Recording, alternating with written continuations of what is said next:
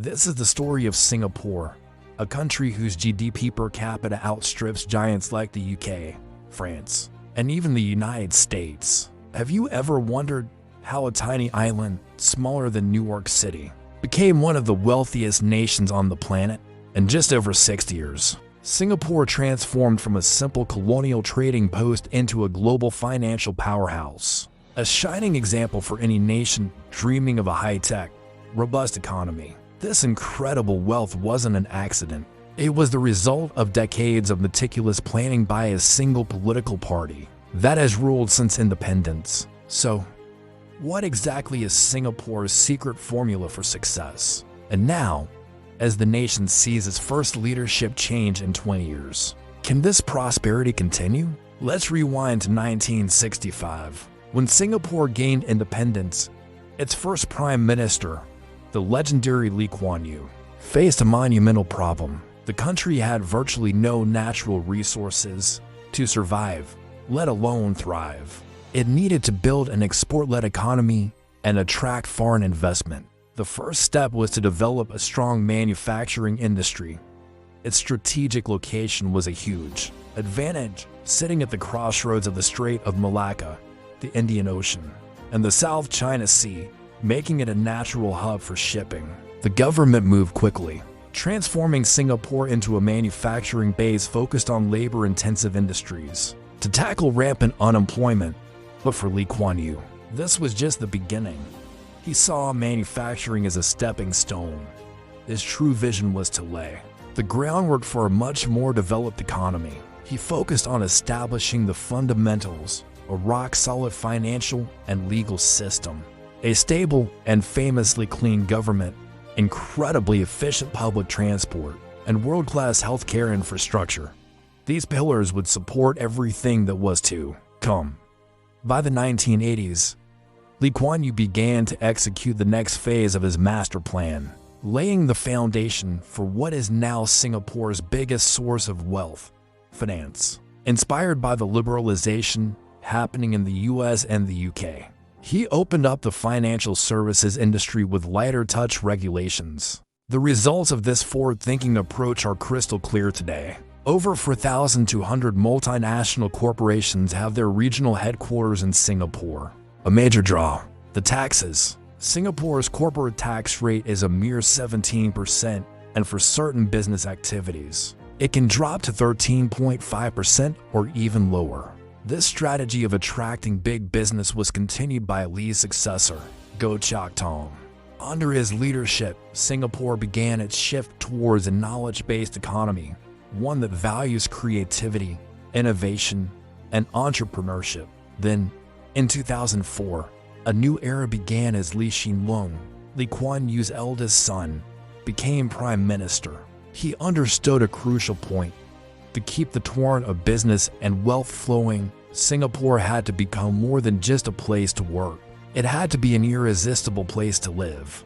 This is where the transformation becomes truly visible. Singapore, with its prime location, had to become a destination in itself. This idea became a core part of its success strategy. The country had already embarked on ambitious land reclamation projects back in the 1970s, literally creating new land from the sea. Over the decades, this new space wasn't just filled with towering office blocks and apartments. It was also used to create spectacular entertainment hubs that completely reshaped the city's skyline. Think of the iconic Marina Bay Sands, or the dazzling Formula One night race, the first of its kind in the world. The government also made a controversial but calculated move, introducing casinos, or as they're officially called in Singapore, integrated resorts. The timing was impeccable. The economies of China and India were booming, and Singapore was perfectly positioned to attract the region's newly minted ultra-wealthy. These were people who could come to enjoy the high-end nightlife and luxury entertainment while conveniently parking and investing their money in a secure financial haven. The economic impact was staggering. At the start of Lee Hsien Loong's tenure in 2004, the total value of assets under management in Singapore was around $420 billion. By 2022, that figure had skyrocketed to an astonishing $3.6 trillion. But this phenomenal economic success story has another side. The leadership, particularly under Lee Kuan Yew, faced consistent criticism for its tight control over civil liberties and the media. Lee Kuan Yew himself famously stated that freedom of the press must be subordinated to the overriding need for Singapore's national integrity. During his rule, many described a climate of fear, where citizens were hesitant to criticize the government. This tight grip didn't disappear with subsequent governments. Public protests are still largely illegal without a permit, which is rarely granted. However, the government is not oblivious to the fact that its population is changing. Singaporeans today are more diverse, more educated, and far more vocal than previous generations. On top of that, the country faces new external pressures. It must stay competitive as other nations begin to copy its successful model of growth. And as a low-lying island nation, the existential threat of climate change has become a major national security concern. This is the complex, dynamic Singapore that its new Prime Minister, Lawrence Wong, is inheriting. Wong's background is quite different from his predecessors. He grew up in public housing and is often seen as having more of a common man's touch. He earned widespread praise for his calm and competent leadership during the country's COVID-19 response. He has signaled a desire for continuity, stating, "We should build on what we have today. We should affirm and reinforce what works well for Singapore." Yet, the political landscape is shifting. While the People's Action Party remains firmly in power, its share of the popular vote has been slowly declining. This suggests we might see more political debate and contestation in the years ahead than ever before.